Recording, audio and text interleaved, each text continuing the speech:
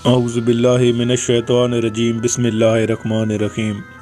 हम अपने तमाम नाज़रीन को खुश आमदीद कहते हैं अपने यूट्यूब चैनल वज़ाइफ और इस्लाम पे। नाज़रीन, एक किस्सा है कि एक मुरीद ने एक अजीब ख्वाब देखा और अपने शेख से जाकर बताया ताकि इसकी ताबीर मालूम हो जाए। इसने कहा कि हज़रत, मैंने आज ख्वाब देखा कि मेरे सामने दो बर्तन हैं और एक बर्तन में शहद है और एक बर्तन में निजासत है। फिर देखा कि आपके हाथ शहद वाले बर्तन में डूबे हुए हैं और मेरे हाथ निजासत वाले बर्तन में पड़े हुए हैं। ये सुनकर वो शेख साहब कहने लगे, इसकी ताबीर तो वाज़ेह है कि हमारे हाथ शहद में हैं, यानी दीन में डूबे हुए हैं।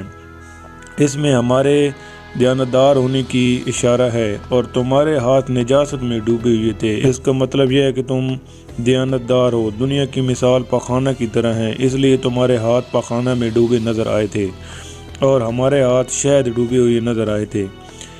इस मुरीद ने कहा, हज़रत, आपकी ताबीर तो सही है, मगर अभी ख्वाब पूरा नहीं हुआ। पूरा ख्वाब सुन लीजिए कि मैंने आगे ख्वाब में ये भी देखा कि आपकी शहद में डूबी हुई उंगलियां मैं चाट रहा हूँ और मेरी निजासत में डूबी हुई उंगलियां आप चाट रहे हैं। ये सुनकर वो शेख गुस्से में आकर इसको भगा दिया।